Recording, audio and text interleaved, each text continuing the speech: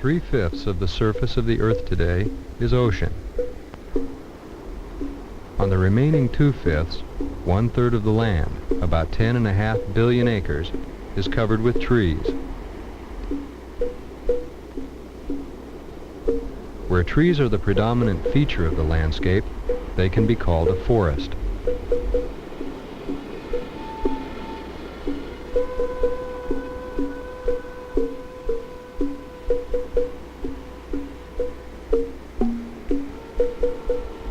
There are 3 factors that encourage different kinds of forests to grow in different places.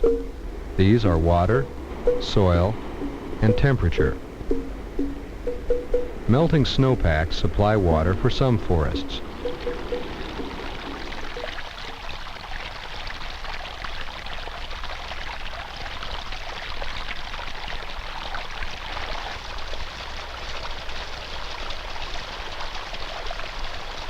Other forests depend on rain.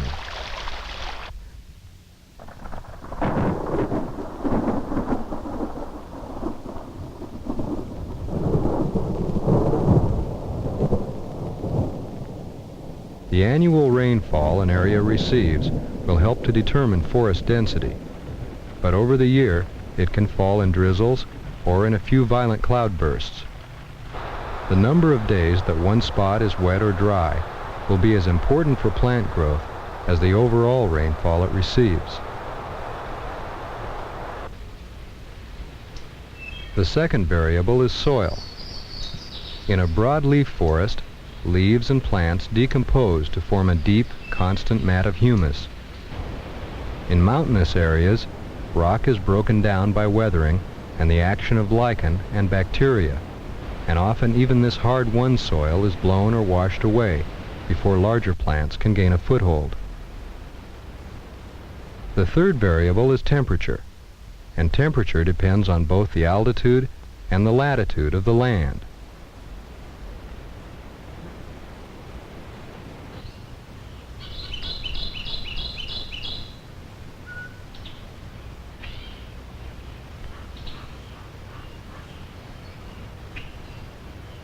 The appearance of a forest usually depends on its location. Broadleaf forests cover a large part of the eastern half of the United States. They range from New England to the Appalachians, flank the grasslands of the Great Plains, and are scattered through the river valleys of the West. In this forest, life can be divided into 5 layers. The canopy is the most exposed layer of leaves and twigs at the top of the forest, where the full force of storms and sun is felt.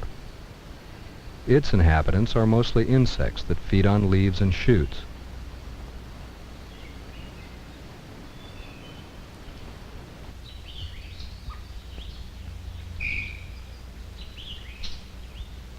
Although only about 1% of the sunlight that falls on the leaves in the canopy is converted into food, this forms the basis for much of the life in the forest when it changes from one kind of energy to another.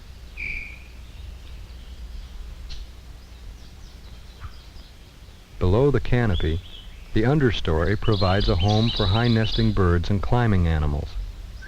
The environment here is quiet and cool, and nourishes trees that are tolerant of the green veil above them.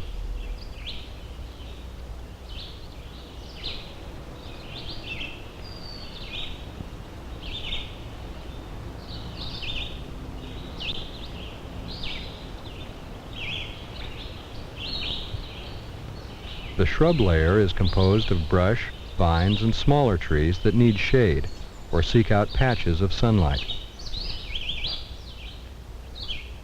Herbs and grasses benefit from the high humidity close to the ground by trapping moisture that evaporates from the soil.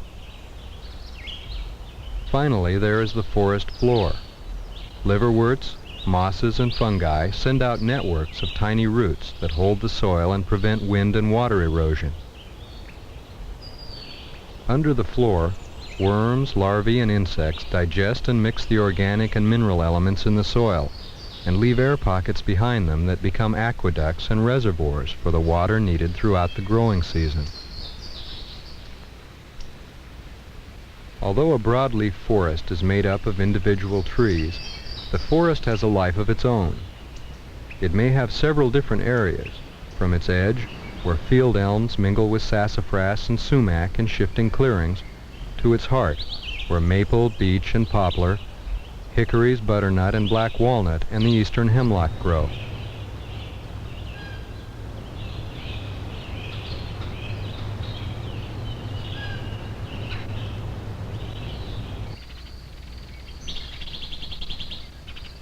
Or it might grow like a ribbon along a prairie river, where willows and cottonwoods provide a rare and vital shade.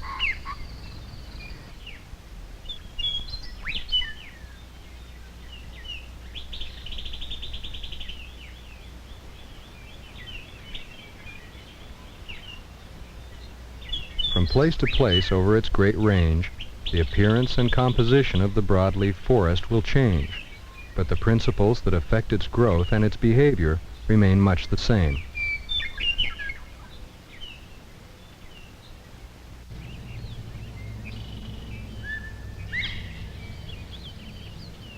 Conifers, or cone-bearing trees, form the second huge group of forests in North America, and they come in various shapes and sizes. Yellow pines of the southeast coastal plains stretch from Virginia to Texas and form the largest pine forest in the world. Loblolly, longleaf, shortleaf, and slash pines cover lowlands and mountainsides with thick stands that thrive in the southern heat.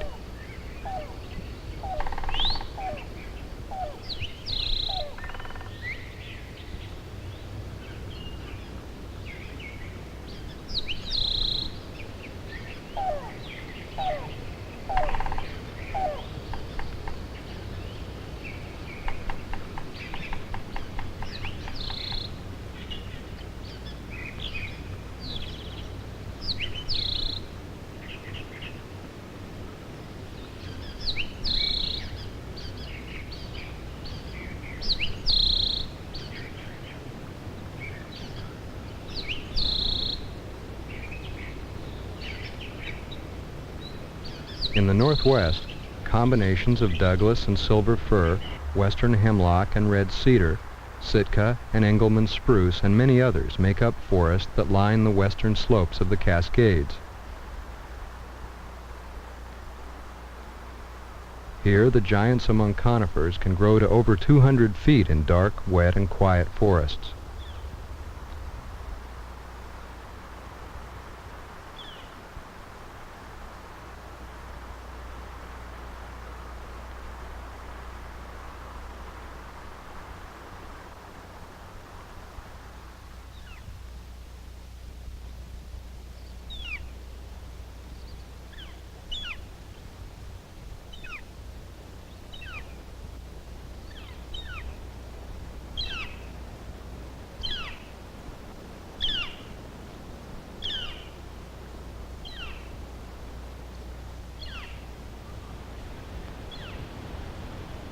On the east side of these same ridges, lodgepole, ponderosa, and sugar pines need more room to breathe and grow in the warmer, drier air.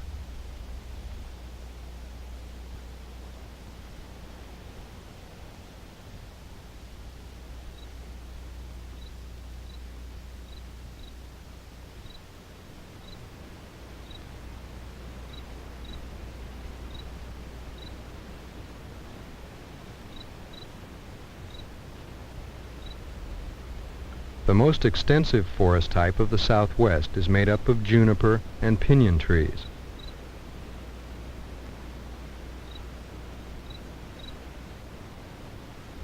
Even beyond 8,000 feet, they continue to produce berries and nuts that form an important part of the diets of many animals.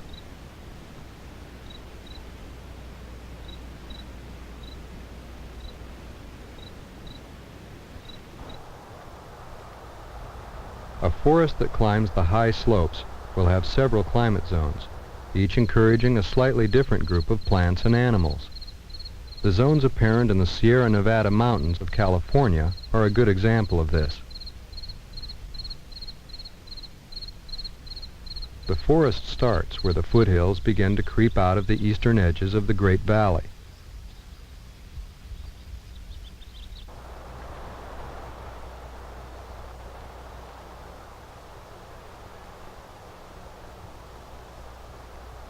Trees begin to form groves along gully bottoms and riverbanks, even when the streams that feed them only run for a few months each year.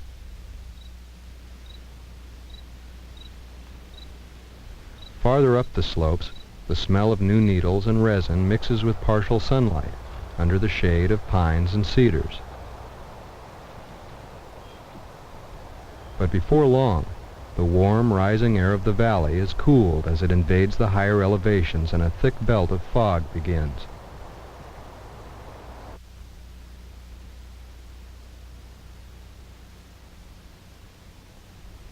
Suddenly, the giant sequoia, the big tree, looms above the fog. Growing a mile above sea level in scattered groves, it can become thicker and heavier than any other tree.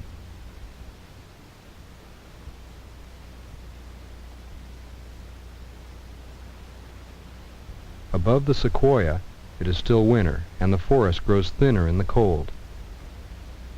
Eventually, it gives way to the bare alpine zone, which continues on from the tree line to the summit.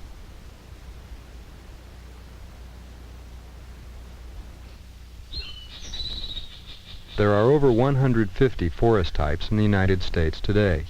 Each is named for its principal trees.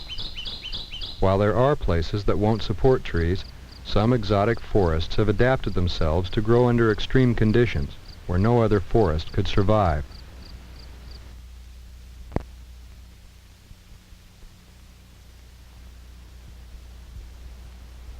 The Sonoran Desert is an ancient seabed that lies in the rain shadow of numerous small mountain ranges in the American Southwest.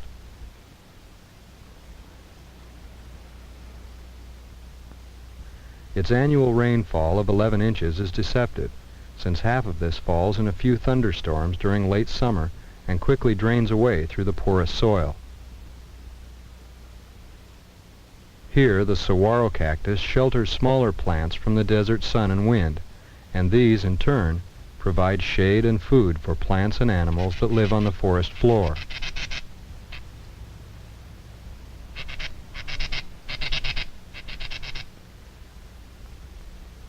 The saguaro's spiny needles protect it from predators, and they break up air currents that rob the waxy skin of moisture. When rain finally arrives, the fluted trunk expands to hold as much water as its roots can absorb. The giant cacti are often made into homes by birds and rodents. Even when a cactus dies, it can still be useful in this desert community.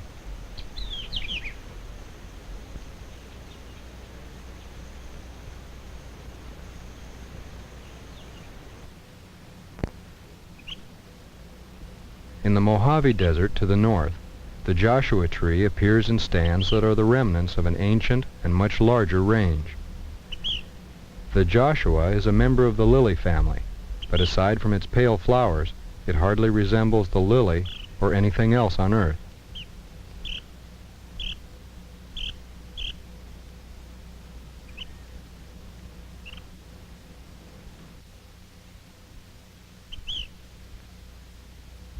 The trunks are made up of fibrous wood bundles. Since they have no rings, no one knows how old the individual plants may be, but fossil records indicate that stands have lined these slopes for over 2 million years.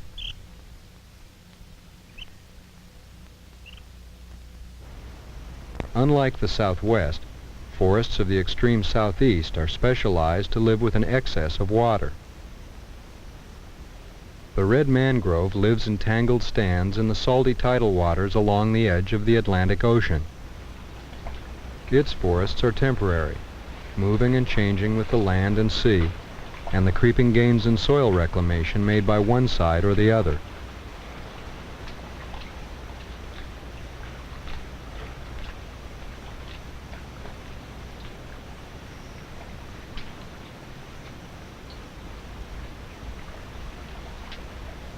Aerial roots hold the plants high above water level and gradually trap enough sand and silt to form loose ground below.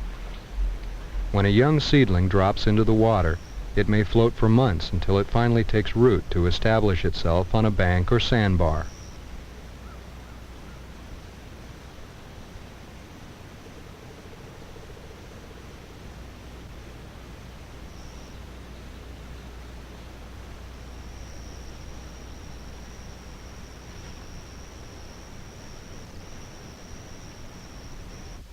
The bald cypress rests its base in the mud under the silent waters of freshwater swamps.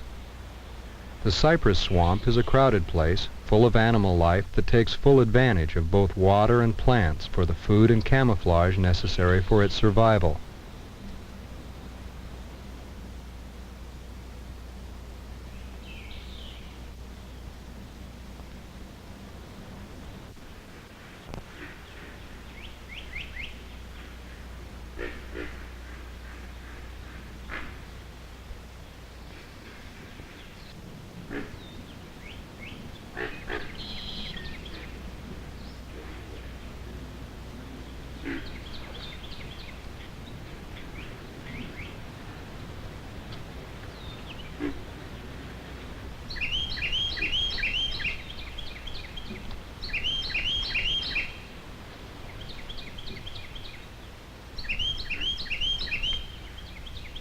The cypress uses clusters of aerial roots called knees for support.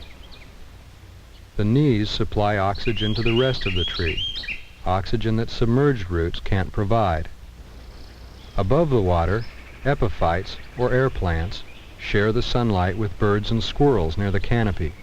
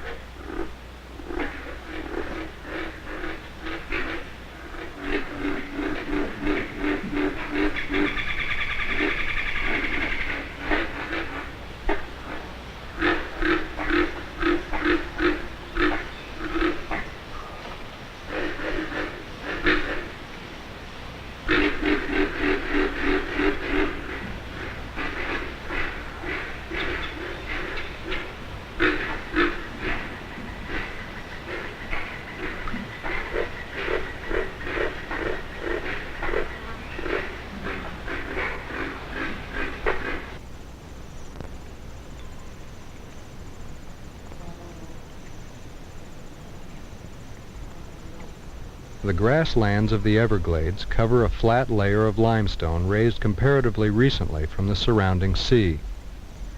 Here and there, another, older rock crops out above the grass to create a few acres of well-drained soil that can support large trees and thick jungle growth.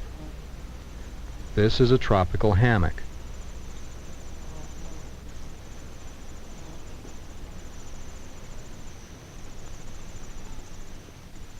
Small rivers wind through the grass and heat at the hammock's edge, attracting a great variety of wildlife.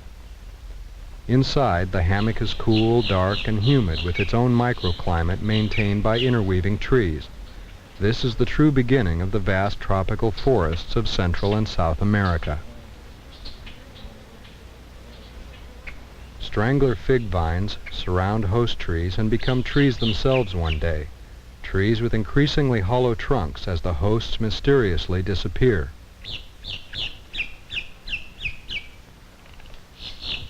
Mahogany trees rise from the underbrush near cabbage palmettos and stately royal palms.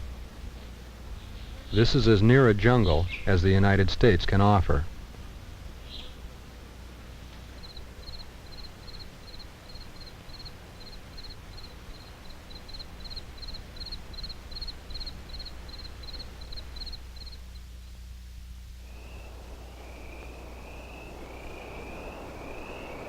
Today, 1/3 of the Earth's land is forested.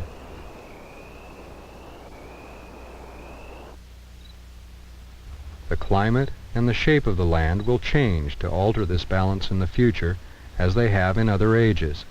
Change is a process natural to all life on Earth.